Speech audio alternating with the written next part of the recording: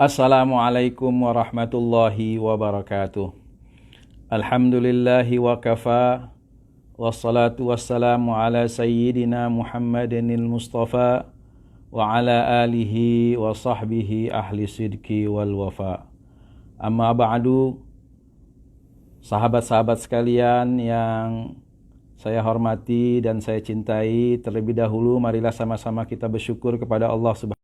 Saat ini kita masih diberikan bermacam-macam kenikmatan sehingga alhamdulillah pada hari ini kita masih diberikan nikmat sehat afiah sehingga kita bisa dapat menjalani puasa Ramadan dan ibadah-ibadah lainnya di tahun ini. Mudah-mudahan ibadah yang kita lakukan dan yang akan kita lakukan semuanya diterima oleh Allah Subhanahu wa ta'ala. Selawat berserta salam tak lupa sama-sama kita haturkan kepada baginda Nabi besar Muhammad sallallahu alaihi wasallam. Sahabat sekalian, hari ini kajian kita diisi oleh Al-Mukarram Kiai Haji Dr. Andes Nur Ali Kashful Anwar. Alhamdulillah beliau sudah bergabung di hadapan kita. Mudah-mudahan nanti apa yang beliau sampaikan dapat bisa menjadi manfaat dengan tema maghfirah, ampunan, karena memang kita sudah masuk ke fase yang kedua, al-maghfirah. Sebelum kita mulai, kami ingatkan kembali bahwa insya Allah besok ada lomba MTQ dan ada lomba lagu-lagu Islami melalui virtual. Kebetulan juga yang jadi juri adalah Ustadz Dr. Andes Nur Ali Kashful Anwar yang hari ini akan memberikan tausiah karena beliau juga mantan qori. Mudah-mudahan nanti apa yang beliau nilai bisa menjadi manfaat juga dalam hal MTQ kita ini. Untuk membersihkan waktu, kami persilahkan kepada Pak Kiai Haji Nur Ali Kashful Anwar untuk tausiah siang pada hari ini. Fadhal ya Ustadz. Terima kasih guru kami, sahabat kami, saudara kami, Ustadz Haji Suryadi. Apa suara saya jelas? Jelas Pak Ustadz. Baik. Assalamualaikum warahmatullahi wabarakatuh. Waalaikumsalam warahmatullahi wabarakatuh. Alhamdulillah. Alhamdulillahilladzi farada alaina as-salata waz-zakata was-siyam. Allahumma salli wa sallim ala sayyidil anam misbahiz zulam binurihil atam sayyidina wa maulana Muhammadin wa ala alihi wa sahbihi baratil kiram wa man ittaba'ahu ila yaumil ba'thi waz-ziham. Amma ba'd. Pemirsa IG Live Rohis City Corporation yang dikomandai oleh Al-Mukarram Al-Muhtaram Bapak Ustadz Haji Suryadi, kita bersyukur kepada Allah dalam suasana yang sangat cerah cuacanya, kita dapat bermuajahah melalui kecanggihan teknologi ini dalam rangka menyebarkan kebaikan, menyebarkan ilmu agama kepada sesama mukmin, kepada sesama shaimin dan shaimat dimanapun berada. Salawat dan salam tak henti-hentinya terus kita haturkan keharibaan junjungan Nabi besar Muhammad sallallahu alaihi wasallam yang telah memberikan begitu banyak sebab sehingga kita sampai dengan saat ini masih dalam bimbingan dan perhatian dari Allah Subhanahu wa ta'ala. Amin ya rabbal alamin. Saudaraku, dimanapun Anda berada, yang dikatakan oleh guru kita tadi Bapak Ustaz Haji Suryadi bahwa kita sudah masuk fase yang kedua.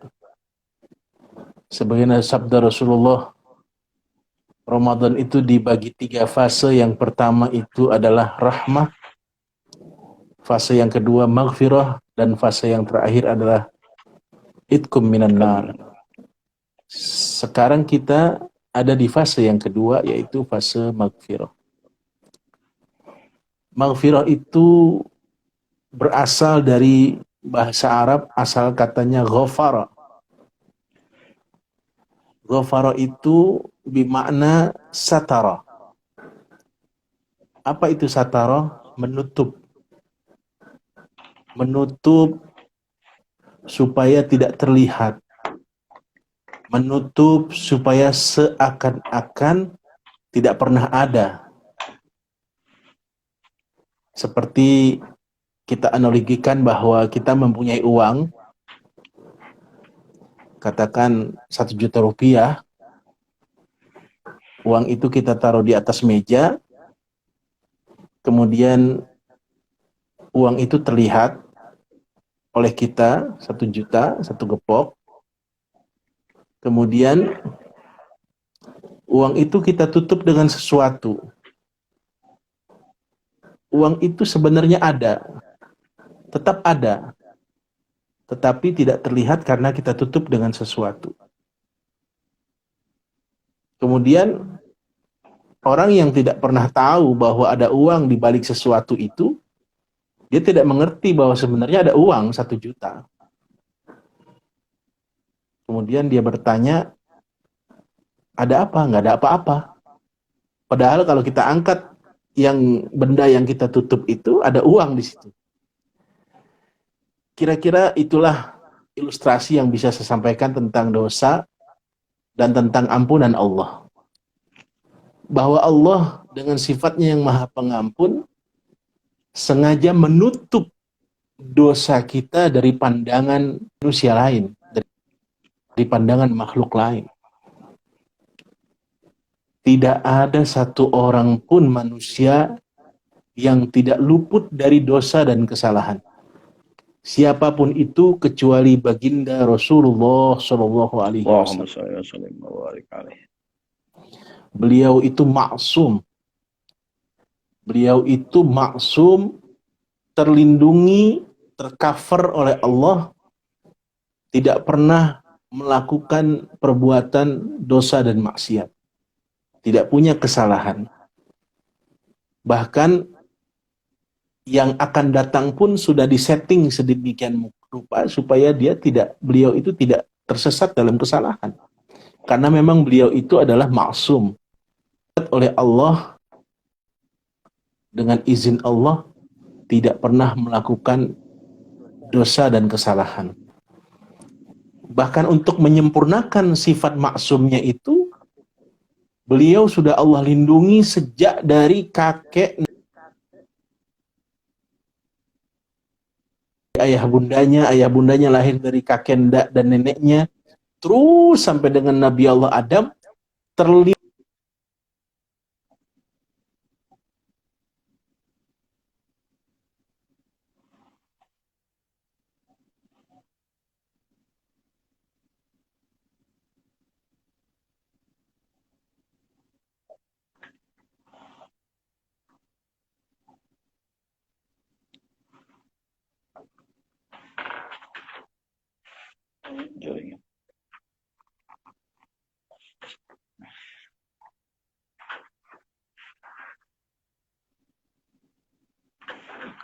Mohon maaf, kayaknya kita terputus sebentar.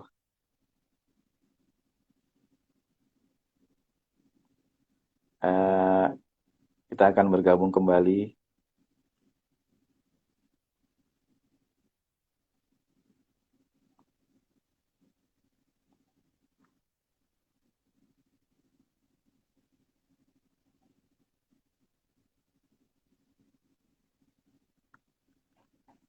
Mohon maaf, terputus. Kami ingatkan nanti ketika Ustadz sedang memberikan ceramah, jika ada yang ingin bertanya bisa langsung diketik di komentar. Insya Allah nanti pertanyaan akan kami sampaikan. Saat terputus Ya, Sesriadi, iya. Iya. Sinyalnya. Ya, Bagaimana? Fadol Ustaz. Fadol ya, Ya, lanjut baik. Ustaz. Baik. Hanya Rasulullah yang maksum Shallallahu Alaihi Wasallam, beliau tidak pernah punya dosa dan kesalahan. Kita sebagai manusia biasa pada umumnya pasti siapapun kita, apakah itu kiai kita, apakah kita ustaz, apakah kita tokoh masyarakat, tokoh agama sekalipun, pasti kita punya salah. Nah, sifat Allah yang Maha Pengampun itulah yang membuat kita seakan-akan tidak pernah kelihatan bersalah di mata makhluk lain. Jadi banyak orang terlihat sempurna, baik orangnya, seperti tidak pernah salah. Bukan dia tidak salah. Kalau kita bicara secara jujur dari hati nuraninya, mungkin dia mengakui sebagai orang yang paling banyak salah. Tapi kenapa? Karena sifat maghfirahnya Allah itulah yang membuat Allah menutup kesalahan dan dosa dia dari pandangan dan perhatian makhluk lain. Maka luar biasa, Allah itu benar-benar Tuhan yang maha baik kepada kita. Bahkan sebesar apapun dosa kita, mohon maaf ya, sebajingan paling tengik sekalipun kita, kalau kita mau bertobat, kita menyadari kesalahan, dosa yang kita pernah lakukan, kemudian kita memohon ampun kepada Allah, pasti Allah akan ampuni. Selagi itu bukan syirik, menduakan Allah. Selain itu pasti Allah ampuni. Bahkan di dalam satu hadis qudsi, Allah berfirman di dalam hadis qudsi, Rasulullah bersabda, Allah berfirman, "Lau balagat zunubuka ananas samai, summa astaghfartani, faghafartu laka wala ubali." Kata Allah dalam satu hadis qudsi, seandainya dosa kamu, seandainya diperumpamakan sebagai benda, benda itu ditumpukkan dari dasar daratan, terus bertumpuk sampai dengan mentok ke langit. Itu maknanya ananas sama, arti memenuhi ruang dari bumi sampai langit. Seandainya dosa kamu seperti itu, kata Allah. Seandainya dosa kamu memenuhi ruangan antara bumi dan langit, kemudian kamu menyesal dan memohon ampun kepadaku, maka langsung aku ampuni dosa-dosa kamu. Dan aku tidak peduli. Artinya tidak peduli, tidak diungkit-ungkit lagi. Itu bedanya wala ubali. Kalau kita, mohon maaf ya, kita bersalah kepada saudara kita minta maaf, dimaafin benar. Apalagi dalilnya, maafin dong, Allah aja maha pemaaf, Allah maha pengampun. Iya deh, saya maafin. Terus dia balik, buat lupa sih enggak. Begitu ada terusannya. Buat lupa sih enggak. itu Allah nggak begitu. Allah nggak begitu, wala ubali. Diampuni, udah selesai urusan. Cincai, nggak ada apa-apa lagi, udah nol, bersih. Yang penting kita mau bertobat. Nah, taubat ini yang kadang-kadang kita sulit untuk mengaplikasikannya, untuk memperoleh ampunan dari Allah Subhanahu wa Ta'ala, yang begitu mudahnya Allah mengampuni. Bahkan kalau kita berdosa kepada Allah, itu syaratnya lebih mudah dan lebih sedikit daripada kita justru berdosa dan bersalah kepada sesama makhluk, kepada sesama manusia. Kalau kita berdosa, kita bersalah kepada Allah, syaratnya pertama, kita berhenti dari perbuatan dosa. Kita berbuat dosa apa? Apapun dosanya, kita langsung berhenti. Setelah kita berhenti, kita menyesali dengan sepenuh hati tentang perbuatan dosa itu. Ya, yang ketiga, kita berjanji tidak akan kembali melakukan perbuatan dosa itu. Ya. Kemudian yang keempat, ada ulama yang tambahkan dengan istighfar. Banyak-banyak istighfar. Tapi paling enggak 3 minimal tuh. Ya, berhenti dari perbuatan dosa, menyesali dan berjanji tidak akan melakukan, tidak akan kembali lagi terhadap perbuatan itu. Selesai. Tapi kalau kita berdosa kepada sesama manusia, syaratnya tambah lagi satu. Setelah kita berhenti, kita katakan berbuat zalim kepada manusia, kepada sesama kita berhenti perbuatan zalim kita, perbuatan dosa kita. Yang kedua, kita menyesali. Yang ketiga, kita berjanji tidak akan melakukan lagi. Yang keempat, ini syarat mutlak. Kita harus memohon ridho, harus memohon ikhlas dari orang yang kita berbuat salah kepada dia. Ini yang rada berat. Makanya, Masya Allah, kalau kita bicara tentang ampunan Allah, sudah nggak perlu dibahas lagi. Sesungguhnya ya, saudara-saudaraku dimanapun Anda berada, karena sudah jelas berapa banyak statement Allah di dalam Al-Quran. Innallaha ghafurun rahimun, ghafurun halimun. Allah ghafirus samawati wal ardh. Allah sifatnya maha pengampun. Udah nggak dibantah lagi. Tidak terbantahkan lagi. Kalau kita mau tobat, selesai udah. Yang jadi masalah, yang kita sering bermasalah nanti di yaumil qiyamah itu justru bukan kesalahan kita kepada Allah. Ingat nih ya, saudara-saudaraku dimanapun Anda berada, jangan Anda anggap Allah itu kejam. Bahkan ada dalam satu riwayat, dalam sebuah kitab, ya, ada seorang yang dia sudah di neraka. Dia sudah ditakdirkan masuk neraka. Dan teman-temannya sudah banyak di neraka. Kemudian satu saat, dalam riwayat itu Allah memanggil nih ahli neraka ini keluar menghadap kepada Allah. Ditanya sama Allah, bagaimana? Kamu disiksa di neraka, kapok nggak? Apa jawaban? Ini manusia sudah masuk neraka, sudah di neraka. Apa jawabannya? Ya Allah, saya nggak nyangka. Loh, nggak nyangka kenapa kata Allah? Yang saya tahu, Allah itu, engkau itu Tuhan yang maha pengasih dan penyayang. Itu yang saya tahu dari dulu. Saya memang ahli maksiat, tapi yang saya tahu engkau Tuhan yang maha pengasih dan maha penyayang. Saya semenjak di neraka, saya senantiasa bertanya itu. Ini benar nggak sih?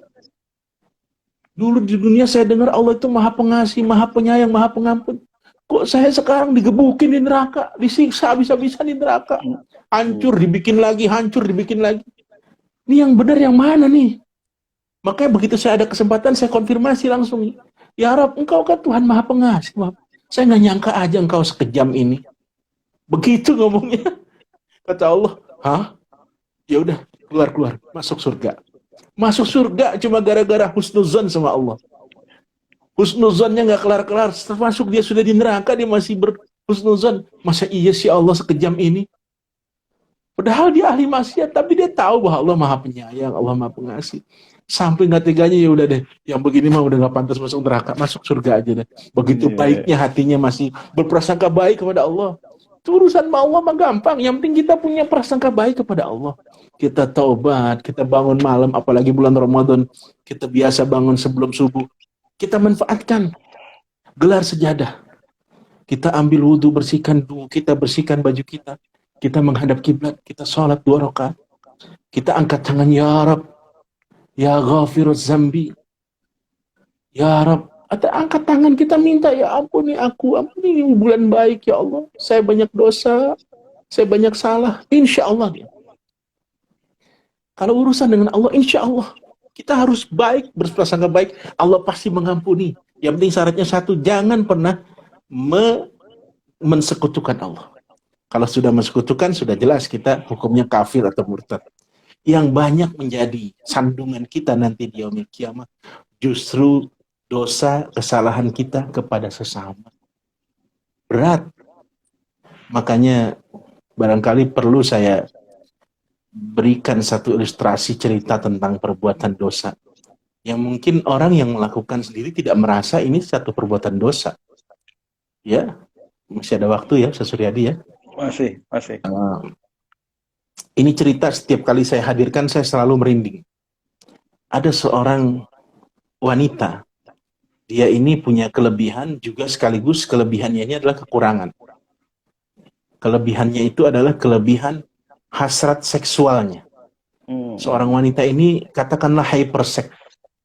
Ya, itu kekurangan sebenarnya, tapi dia kelebihan hypersex sehingga dia jadi kekurangan dia. Sehingga dia tidak pernah cukup dengan suaminya saja. Suaminya sudah hand up, sudah angkat tangan. Terserah deh bagaimana. Akhirnya dia banyak bergaul dengan laki-laki lain, ya. Dan ini cerita ini cukup terkenal, cukup fenomenal saat itu ya. Cerita ini terjadi di zaman Imam Malik bin Anas, ya. Kemudian perempuan ini tiba-tiba meninggal dunia. Orangnya sudah ngetop, sudah viral lah katakan kalau zaman sekarang. Sampai dia meninggal dunia, heboh kampung itu. Kemudian karena dia perempuan, dicarilah amil yang mengurus jenazahnya dari perempuan. Ya. Dan orang amil ini tidak pernah mengenal dengan perempuan ini. Tidak pernah bergaul, tidak pernah kenal. Cuma dia tahu cerita tentang perempuan ini. Cerita sudah masyhur, sudah ngetop lah ceritanya. Akhirnya perempuan ini datang untuk memandikan, mengurus jenazah ini. Dalam perjalanan dia hanya yang dia pikirin itu, wah, saya akan memandikan jenazah seorang perempuan yang hidupnya dulu seperti itu. Karena dia dengar kan dari gosip-gosip dan cerita-cerita orang. Dia nggak pernah kenal. Sampai satu saat dia datang menghadapi jenazah perempuan yang sudah kaku itu, yang hypersex dulu waktu hidupnya. Dia mandikan satu demi satu, dan itu batinnya bergelora, bergemuruh, selalu di hatinya tuh selalu penasaran, kepo lah. Ini nih perempuan nih. Kemudian dibasuh sampai pada saat dia membersihkan kemaluan perempuan. Mohon maaf. Pada saat sampai dia bersihkan kemaluan itu di hatinya gerendeng kalau bahasa orang Betawi ya. Embatin kalau bahasa orang Jawanya. Di hatinya embatin, ini nih, mohon maaf ya, perempuan yang punya kelebihan luar biasa. Dia selalu begitu. Padahal dia tahu ada adab-adab memandikan jenazah yang kita harus menutup aib si jenazah. Walaupun ceritanya sudah ngetop, tetap dia sebagai seorang amil berkewajiban menutup aib. Pada saat dia bersihkan, tiba-tiba, saudaraku semua, hadirin di mana saja berada, tangannya tidak bisa terlepas dari kemaluan perempuan. Tangan si amil menempel dan tidak pernah bisa terlepas dengan usaha apapun, sampai dia teriak histeris, ini ada apa ini? Ada apa? Kemudian datang orang-orang, waduh ini heboh. Heboh kejadiannya sampai dimintakanlah fatwa kepada ulama-ulama setempat, deadlock. Pilihan cuma dua. Pilihan pertama, potong tangan si amil, kemudian kuburkan si mayit. Maka sebagian tangan yang menempel itu akan ikut ke dalam kuburannya si mayit. Itu alternatif pertama. Alternatif kedua, potong kemaluan si mayit, kemudian dia dikuburkan, dan kemaluan itu nempel di tangan si amil. Dia bawa kemana-mana. Deadlock. Ulama saat itu hanya dua kesimpulannya. Kemudian ada satu orang yang ulama, bagaimana kalau kita minta fatwa kepada Imam Malik di Madinah? Imam Malik bin Anas. Kemudian datang para ulama ini berkonsultasi, diceritakan dari awal seperti itu. Imam Malik cuma tersenyum. Kemudian sebentar saya sholat 2 rakaat, saya minta petunjuk kepada Allah. Selesai sholat, keluar Imam Malik, sudah dapat jawabannya. Jadi bagaimana ya Imam? Kuburkan wanita itu. Ini si amil yang tangannya nempel nggak dibahas. Kuburin aja. Terus bagaimana? Kuburin aja dulu. Kuburin, nanti bagian apa yang terlihat setelah dia kuburkan dari si amil ini, setelah dikuburkan kan dia ngikut juga sebagian badannya ke dalam kubur itu. Maka sebagian yang lain hanya terlihat di atas tanah itu. Kata Imam Malik, yang terlihat itu kalian cambuk. Masya Allah. Masya Allah, saya merinding setiap kali cerita ini. Dicambuk habis-habisan, selesai dicambuk, coba angkat lagi. Dia gali lagi, dia tarik tubuh si Amil, dalam keadaan sudah pingsan tentunya, karena sudah dicambuk. Cambuk sini bukan kayak cambuk di Aceh ya, mohon maaf ya, cambuk di Arab, sekali cambuk, kebeler tuh, daging kelihatan. Iya. Dia angkat kemudian, ya, setelah diangkat, dalam keadaan pingsan, dan anehnya itu, subhanallah tabaraka ta'ala, tangannya sudah terlepas dari kemaluan perempuan. Kemudian Imam Malik setelah perempuan ini sadar, diajak diskusi dan disaksikan oleh banyak orang, masyarakat saat itu karena heboh, inilah dosa terbesar antara manusia dengan manusia lain ketika dia tidak pernah tahu tentang manusia ini, tapi dia sudah bersuuzon kepada wanita itu, si mayit itu. Maka suuzon dialah yang menyebabkan Allah jadikan tangannya melekat di kemaluan. Cuma suuzon doang. Dia nggak pernah kenal, dia bergaul nggak pernah kenal kata orang-orang. Ini baru di hati doang, saudaraku. Cuma di hati dia punya perasaan gimana terhadap si jenazah yang dulunya katanya hypersek. Dia belum ngomong. Dia belum ngomong kemana-mana, cuma di hatinya, cuma Allah tunjukkan. Bagaimana kita saat ini ngomong kemana-mana, bahkan ngomong di panggung, ngomong di depan orang banyak tentang seseorang yang kita tidak pernah tahu orang itu, kita jelek-jelekan, habis kita bantai, habis kita fitnah. Masya Allah, saya merinding cerita ini. Bagaimana? Wanita itu hanya di hati. Dia tidak pernah ceritakan keburukan perempuan itu kepada orang lain, karena memang nggak pernah kenal. Cuma di hatinya doang rendang. Allah hukum seperti itu. Bagaimana kita? Sehari-hari kita menceritakan tentang saudara kita yang kita tidak pernah tahu. Si A, si B bagaimana, tapi dengan enaknya kita ngomong, wah dia kan begini, dia kan begitu. Lu tahu nggak? Kamu tahu nggak? Anda tahu nggak? Dia kan begini. Anda kenal nggak sama dia? Nggak kenal. Dari mana Anda tahu? Dari berita. Dari berita grup. Dari berita grup WhatsApp. Dari berita grup Facebook. Dari berita Instagram. Oh, saudaraku, ngeri. Pertanyaannya, kita sering terkecoh. Bahkan kita merasa diri kita baik. Sesungguhnya nanti kita menjadi orang yang bangkrut. Banyak amal kita, tapi begitu kita menghadap Allah, nol besar. Kenapa? Karena sudah habis diambil oleh saudara-saudara kita yang kita zolimi, yang kita fitnah, yang kita ghibah. Apalagi ini bulan Ramadan. Masya Allah, jauhkan dari ghibah, dari fitnah. Kita bicarakan kejelekan, bahkan bukan kejelekan. Kita bicara fakta. Kita punya saudara, mohon maaf, mohon izin, mohon maaf. Kayak saya lah, katakan, nggak usah ngomong orang lain lah, saya lah. Ustaz Kiai Suryadi tahu siapa saya, bagaimana bentuk fisik saya. Ada orang ngomong begini nih, itu Kiai Nur Ali itu badannya gemuk. Itu fakta.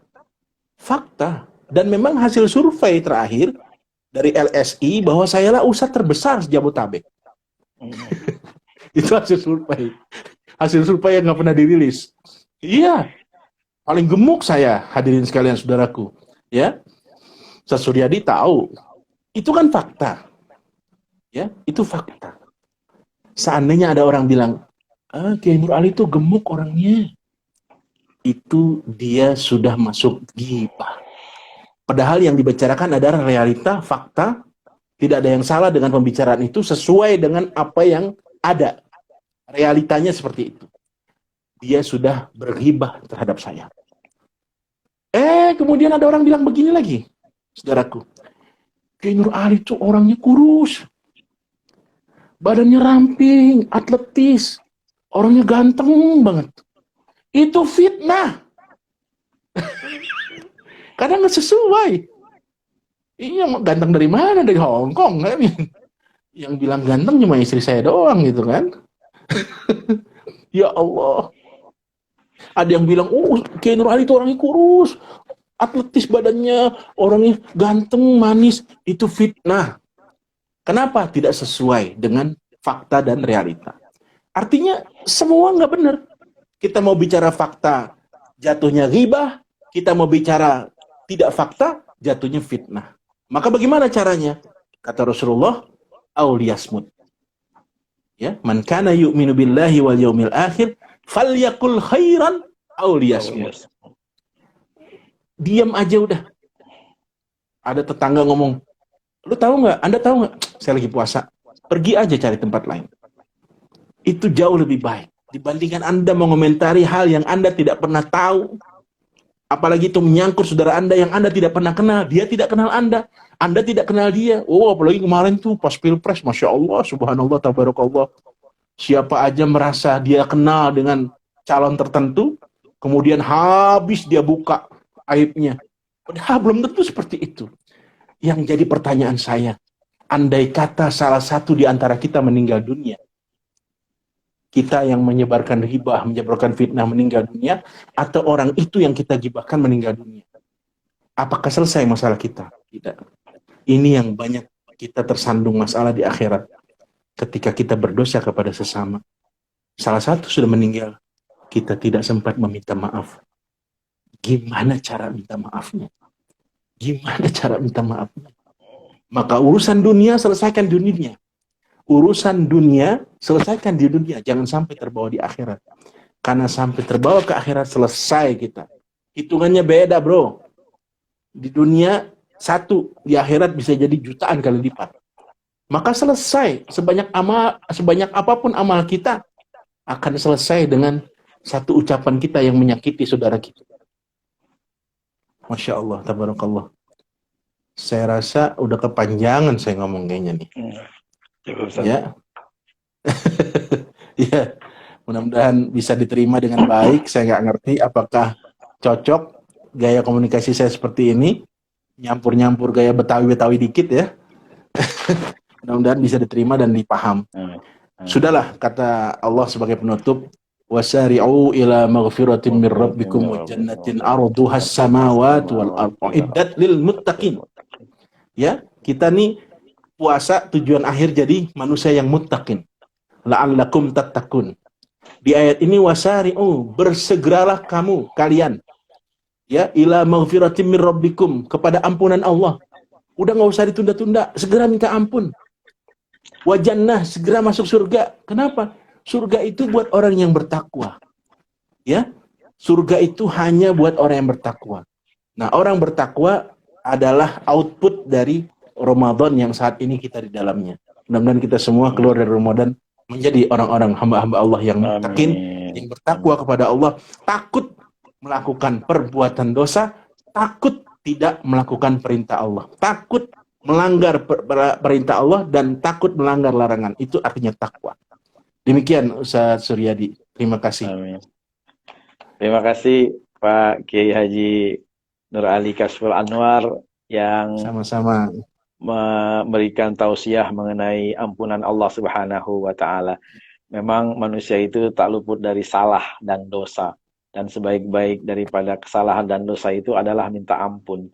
Dan untuk Ramadan ini, man shoma ramadhana imanan wahtisaban ghufirallah. Mudah-mudahan dengan kita puasa Ramadan ini Allah ampunkan dosa-dosa kita. Ini sebagai penutup. Amin. Tapi ada waktu 5 menit, Ustadz. Ada pertanyaan, Ustadz. Boleh.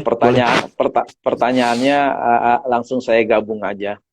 Yang pertama, atau ini saya gabung, bagaimana untuk menjaga taubat kita agar kita tidak bermaksiat. Terus bagaimana kita mengajak orang untuk selalu bertaubat, atau amalan apa yang kita lakukan untuk supaya orang bisa bertaubat. Yang terakhir, bagaimana kita mohon ampun, seperti yang Ustadz terakhir bilang itu, kita berdosa kepada orang, kita mau minta ridhonya, tapi orang itu udah nggak tahu kemana tuh orangnya, gimana caranya kita untuk minta ampunnya dengan orang itu, Ustadz. Fadhol, Ustadz. Baik.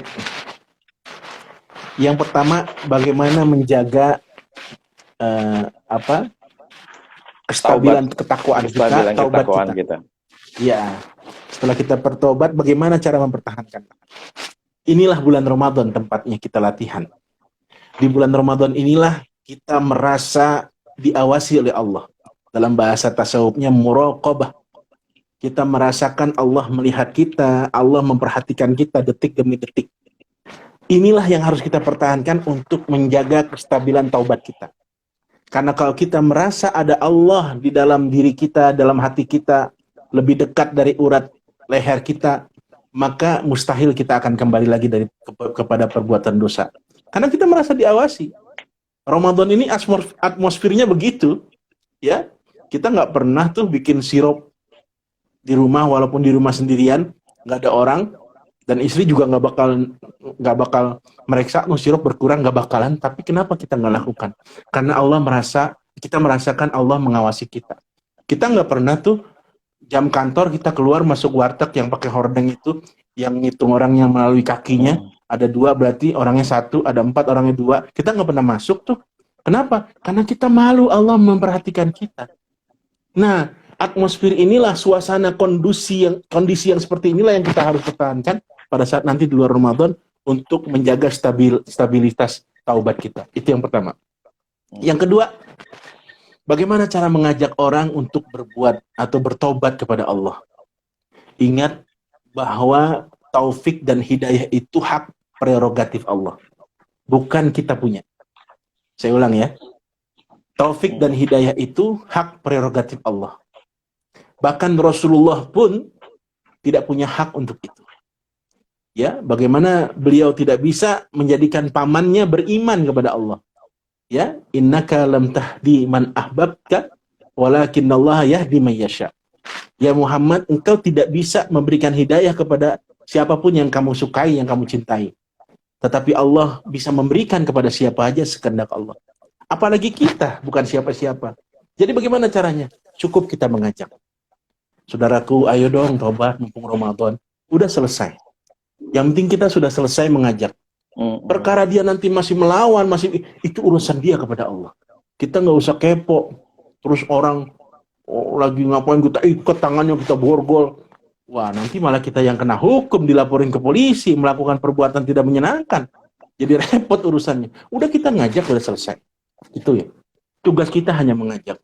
Taufik dan hidayah serahkan kepada Allah. Kita minta kepada Allah, ya Allah, telah aku sampaikan apa yang menjadi kewajibanku, terserah, telah gugur kewajibanku, terserah engkau yang memberikan petunjuk dan taufik hidayah kepada saudaraku. Yang ketiga, bagaimana caranya kita memohon maaf, mohon ridho kepada orang yang dulu pernah kita berbuat zalim, tetapi orangnya udah nggak ada. Udah meninggal dunia atau udah nggak jelas di mana rimbanya sekarang. Kalau itu menyangkut dengan hal-hal yang sifatnya material, maka kita harus ganti. Artinya misalnya berupa uang, berupa benda, maka kita harus ganti seharga itu. Orangnya udah nggak ada. Pak Kiai, Pak Ustadz, cari ahli warisnya. Memang ini agak berat. Memang jadi orang baik itu nggak ringan. Berat kalau kita bicara ilmu fikih ya. Hal ini dibahas tuntas di dalam salah satunya di dalam kitab Sulamut Taufik ya. Itu kita cari ahli warisnya. Andai kata bapak ini yang dulu kita pernah berbuat, katakan kita pernah zolimi uangnya, kita pernah tipu lah katakan itu, sekian puluh juta misalnya, dia udah meninggal, tapi dia punya anak 10. 10-10-nya itu harus kita samperin, kita minta ridhonya. Kita minta maafnya, kita ganti uangnya. Kalau 10-nya selesai, udah Pak, nggak usah diganti, kita ridhoin. Enak. Tapi kalau mereka justru, nggak mau Pak, harus diganti, kita hitung-hitungan lagi. Wah, itulah jadi. Makanya, sebisa mungkin jangan sampai zolim kepada orang. Itu maksudnya. Nah, kalau memang orangnya udah nggak ada, ya petunjuk dari ulama, dari beberapa kitab yang pernah saya baca, sodakohkan. Niatkan pahalanya untuk orang yang pernah kita zolimi. Tapi syaratnya kita harus sudah maksimal mencari di mana keberadaan orang itu. Ya, atau mungkin sudah meninggal, tidak ada ahli warisnya. Ya kita bersodakoh, ya, sesuai dengan apa yang pernah kita pakai uangnya itu, kita zolimi. Dengan niat ini diniatkan pahalanya untuk si fulan. Dan kita memohon ampun. Kita bermunajat kepada Allah. Nggak selesai sampai di situ, tetap kita beristighfar, kita mohon ampun kepada Allah. Ya Allah, ini akan menjadi ganti dari perbuatan zalimku nanti di akhirat. Kita harus bicara seperti itu. Di kitabnya begitu ngomongnya. Ya, kita harus semacam melakukan transaksional kepada Allah secara pribadi. Malam-malam kita bangun, ya Allah, saya dulu pernah zolimi si A, sudah saya cari kemana selebar kampung, sudah saya tanya kawan-kawan ada yang tahu, maka saya sedekahkan sebesar apa yang dulu saya pernah zolimi dia, dan engkau yang maha tahu, saya ini menjadi invasi Allah. Selesai cinta ya Allah. Itulah yang dapat bisa saya sampaikan kurang lebih. Ini ada satu lagi Ustaz, terakhir nih. Boleh, Dari boleh. pertanyaan dari Pak Mutesa. Assalamualaikum Ustadz. Dia bertanya, kalau kita suka ketemu dengan teman, kadang-kadang dia memuji, entah itu benar atau enggak, dia bilang tambah muda, tambah ganteng, tambah cantik. Nah, omongan itu apakah termasuk gibah atau fitnah atau apa gimana Ustadz? Itu kalau ketemu dia, wah nambah ganteng, wah nambah cantik, gitu kadang-kadang seperti itu. Ustaz, gimana Ustaz? Apakah boleh omongan seperti itu? Iya. Jadi yang dipuji kita ya, orang langsung ya, orang yang langsung yang berhadapan yang dipuji. Seperti saya dengan Pak Ustadz Suryadi. Ini saya bukan muji, emangnya Ustadz Suryadi makin ganteng. Ini bukan pujian nih. Tujuan saya pastinya menyenangkan saudara kita. Ya, perkara apakah itu fakta atau bukan, itu menyenangkan. Minimal dia niat memasukkan rasa gembira ke hati saudaranya. Itu pahalanya besar. Menyenangkan, ya Allah, ente makin ganteng, makin muda, kok makin seger. Itu kan orang yang dipuji, senang gitu loh. Tujuan kita memasukkan kesenangan di hati saudara kita orang mukmin. Itu ada pahalanya. Nah, bagaimana sikap kita? Ya, kalau dibicara masalah hukum nggak ada masalah sebenarnya. Pujian itu bagus, tapi ingat kita pujian bukan memuji saudara kita. Kita memuji sesungguhnya kepada Allah. Ya. Nah, bagaimana caranya supaya kita yang dipuji itu ingat bahwa pujian itu bukan untuk kita tapi untuk Allah. Ya. Ini ada triknya, ada tipsnya nih. Kalau kita nih kebanyakan di masyarakat nih yang saya sering bergaul kemana-mana, kalau orang dipuji, alhamdulillah jawabnya Ustaz Suryadi. Alhamdulillah, terima kasih. Ya, sesungguhnya bukan salah, kurang tepat. Jawaban alhamdulillah itu kurang tepat. Kenapa? Kalau kita dipuji oleh orang, oh Pak Kiai tambah ganteng, tambah cakep, tambah bersih, tambah manis misalnya. Maka jawaban yang paling tepat diajarkan oleh para guru-guru kita dan para ulama-ulama kita, jawabannya Masya Allah, la quwwata illa billah. Masya Allah, la quwwata illa billah. Boleh dicatat nih. Jadi, Bu, anaknya pintar banget ya. Biasanya jawaban kita apa? Siapa dulu ibunya? Nah, itu jawaban salah. Itu malah bisa jadi syirik khafi tuh. Kok yang pintar ibunya? Emang yang bikin ibunya kan begitu ya. Anaknya ganteng, siapa dulu bapaknya? Padahal bapaknya hitam geleng anaknya.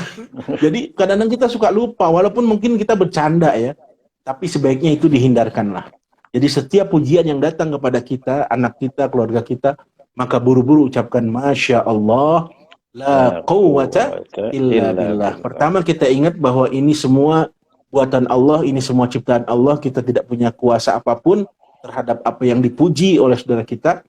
Dan yang kedua, kita terhindar dari yang namanya syarrul ain. Syarrul ain itu akan masuk ke tubuh kita pada saat datangnya pujian, salah satunya. Kadang kita terlena, maka kita kena syarrul ain kalau bahasa agama kita. Ya, untuk menghindari itu maka jawab Masya Allah, la quwwata illa billah. Apa itu syarrul ain? Di episode selanjutnya. Iya, Ustaz. Emang udah jam 1 Ustaz ya. Nanti insya Allah di episode selanjutnya. Terima kasih banyak Ustaz Suryadi. Terima kasih kepada Kiai Haji Nur Ali Kashful Anwar yang telah memberikan tausiah pada hari ini. Kami ingatkan kembali, insya Allah kita akan ketemu hari Rabu dengan penceramah Al-Ustadz Irfan Al-Medani dengan tema yang lain dalam kajian Ramadan ini.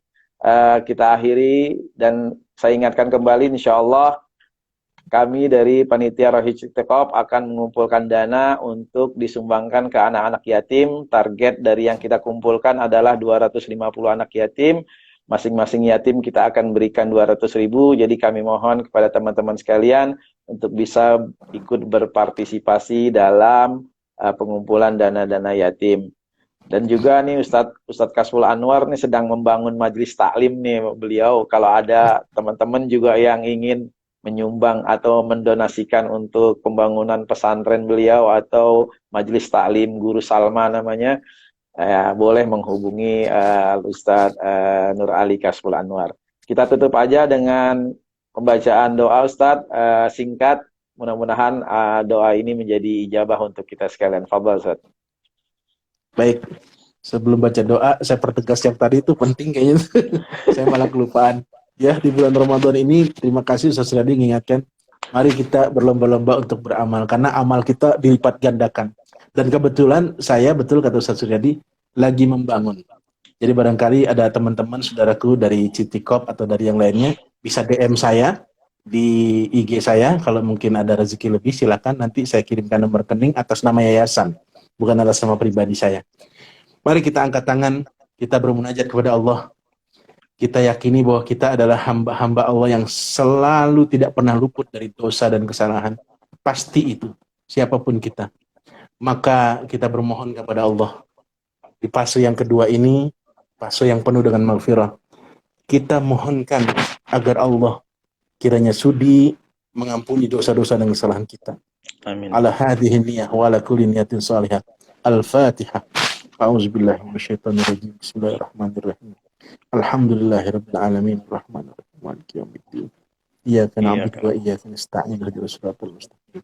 Siratal ladzina an'amta 'alaihim ghairil maghdubi 'alaihim waladdallin. Astaghfirullahalazim, astaghfirullahalazim wa atubu ilaih. Bismillahirrahmanirrahim. Alhamdulillahirabbil alamin. Hamdan katsiran tayyiban mubarakan fih. Allahumma salli wa sallim ala sayyidina Muhammad wa ala ali sayyidina Muhammad. Rabbana zalamna anfusana wa in lam taghfir lana wa tarhamna lanakunanna minal khasirin. Allahumma maghfiratuka awsa' min dzunubina wa rahmatuka arja' indana min a'malina wa la taj'alid dunya akbara hammina wa la mablagha ilmina wa la tusallit 'alaina man la yakhafuka wa la yarhamuna bi rahmatika ya arhamar rahimin. Rabbana ighfir lana wa liwalidina warhamna warhamhum kama rabbawna shighara.